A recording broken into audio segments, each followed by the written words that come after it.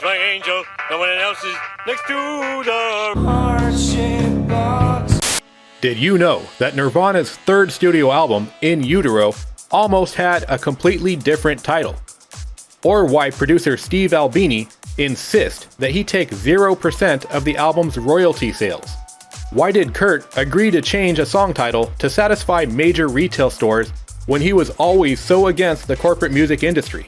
Stick around as we answer these questions and more on 10 Fun Facts About In Utero by Nirvana.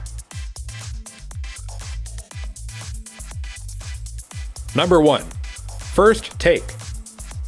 Kurt Cobain sang most of the lyrics on In Utero in one take, and the entire album was produced in only 14 days, because Nirvana wanted to release something raw and spontaneous, as a follow-up to their polished and premeditated album Nevermind.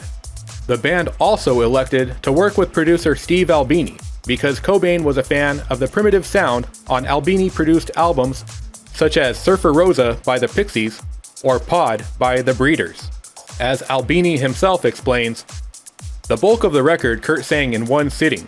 He sat with his broken acoustic guitar on his lap and had me play the songs back to him, and he would strum along on this acoustic guitar and sing the songs. That was exactly the way he wanted to present it. Drummer David Grohl would also explain that In Utero can be difficult for him to listen to, due to the raw and personal nature of the album. Obviously, In Utero was a direct response to the success and sound of Nevermind. We just pushed ourselves in the other direction, like, oh really, that's what you like? Well, here's what we're going to do now. But it is a hard album for me to listen to from front to back, because it's so real and because it's such an accurate representation of the band at that time. It brings back other memories. It kind of makes my skin crawl. I don't spend a lot of time thinking back on things I've done, but In Utero, man, what a trip. Alright, you Poindexters, let's get this right. 1, 2. I'm not like them, back into town. 3. Bada bing, bada boom, I'm done. Learn from a professional, kid. Okay, yeah, we are ready to roll. What the? Number 2. The Simon Ritchie Band. Nirvana and producer Steve Albini wanted to record In Utero in a place where they wouldn't be surrounded by screaming fans trying to intrude on their workspace or be tempted by nearby shenanigans. Even going so far as to book the studio under a fake name to avoid anybody leaking the news that a major rock band was going to be recording their next album in the area. As the producer explains, it was far enough away from anybody that the band knew socially, and we wouldn't have a TV crew out front every day or any drug dealers trying to do business. We had to make sure that word didn't get out. I booked the studio on my account under the pseudonym The Simon Ritchie Band, which was, of course, Sid Vicious' real name. Until the flight cases started arriving, nobody knew. The cases had Nirvana spray painted on the side of them, but until that happened, even people who owned the studio didn't know that Nirvana was going to be recording there. Reservations may help you? Howdy do. This is Simon Ritchie, the father. Yes, sir. I'd like a studio, please.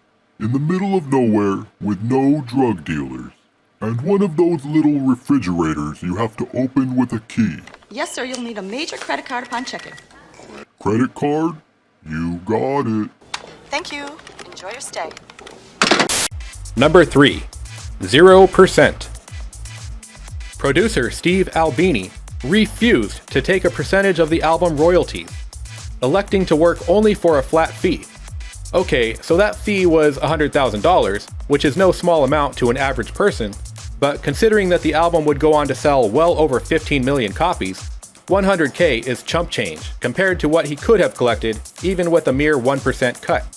Albini felt that it would be unethical to demand a percentage of royalties from the band, especially considering that Nirvana intended to produce a minimalistic album with very little input from anyone who wasn't named Kurt, David, or Chris. Even going so far as to say, I think paying a royalty to a producer or engineer is ethically indefensible, in a 4-page proposal that he sent to the band when requesting to work on the album.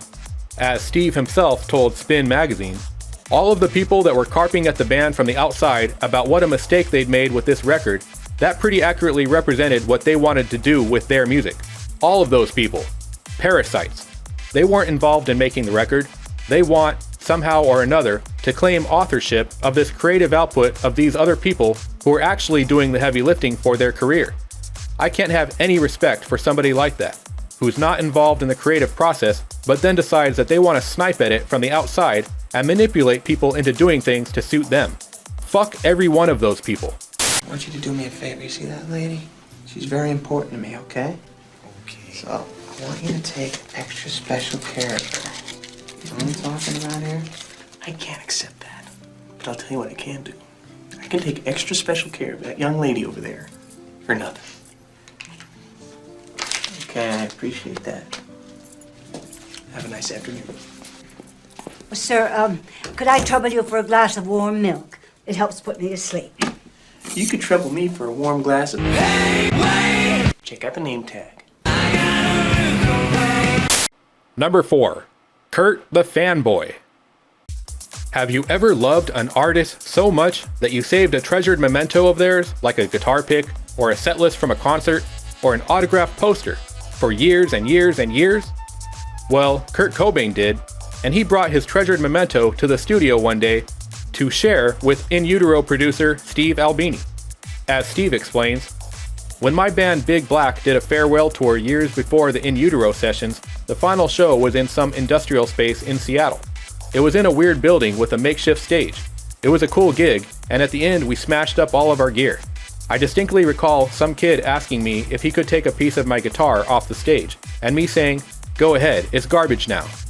Many years later, when we were working on In Utero at the studio in Minnesota, Kurt showed me this little piece of this guitar that he had saved. He had brought it with him after all those years. He had been that kid.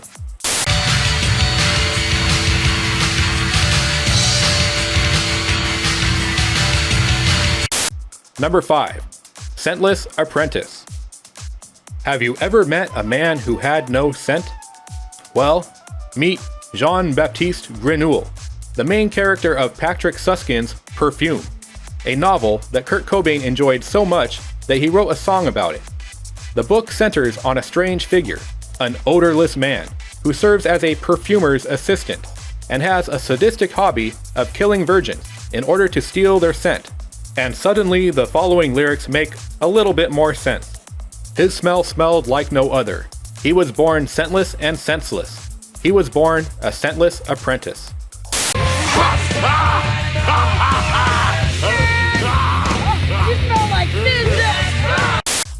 Number 6. Waai Me. As one might imagine, large corporate retail chains were quite unhappy with the idea of stocking an album with offensive titles and pictures of unborn babies on the cover art. So they initially refused to stock Nirvana's third studio album, In Utero, until the band agreed to change at least one offensive song title to Waai Me, as well as removing the unwanted imagery from the artwork. The actual lyrics themselves were not changed at all, just the title of the song on the back cover.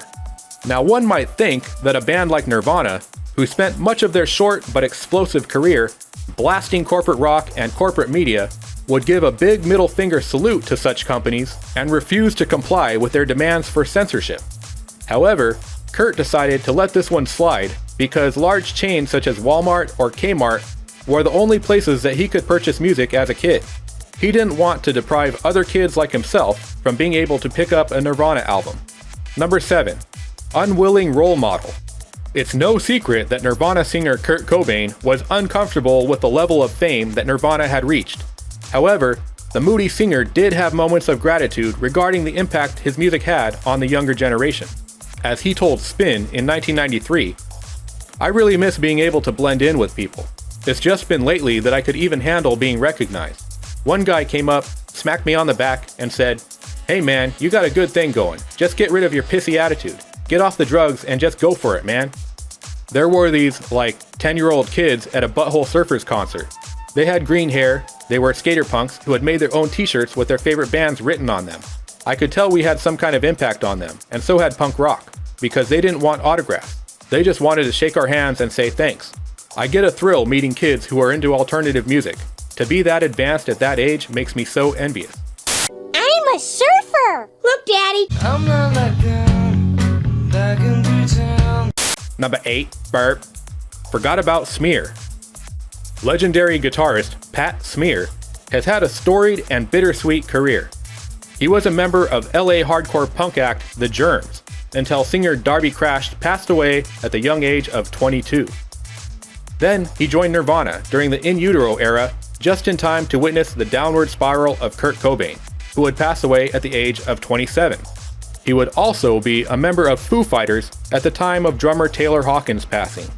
Speaking of his experience when he joined Nirvana, he was scheduled to join them for a big upcoming performance on Saturday Night Live. However, he felt as if the band might have forgotten about him until he received an 11th hour phone call right before they were about to perform. As he explains, "I was just sitting around at home waiting and thinking, shouldn't I be there? It was funny. It really added to my nerves." Number 9. Shh, do you want to get sued? Kurt Cobain originally wanted to call Nirvana's third studio album I Hate Myself and I Want to Die. However, bandmates encouraged him to reconsider changing the title to something less likely to get the band sued. So Kurt borrowed the motherly phrase, in utero, from a poem written by his wife Courtney Love. Never mind the irony of borrowing a title from a person like Courtney Love in order to not get sued, but anyways. In regards to the morbidly depressing original title, Kurt described it as self-deprecating humor when he spoke with Rolling Stone in a 1994 interview. As literal as a joke can be, nothing more than a joke, and that had a bit to do with why we decided to take it off. We knew people wouldn't get it, they'd take it too seriously. It was totally satirical, making fun of ourselves. I'm thought of as this pissy, complaining, freaked out schizophrenic who wants to end himself all the time, and I thought it was a funny title.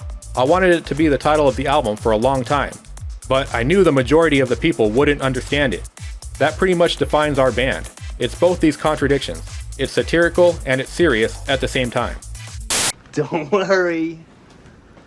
I'm not gonna do what everyone thinks I'm gonna do. Flip out, man. All I want to know is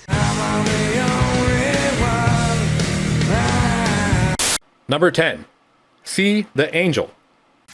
The iconic imagery on the cover of Nirvana's In Utero is a result of Kurt Cobain's childhood interest in human anatomy.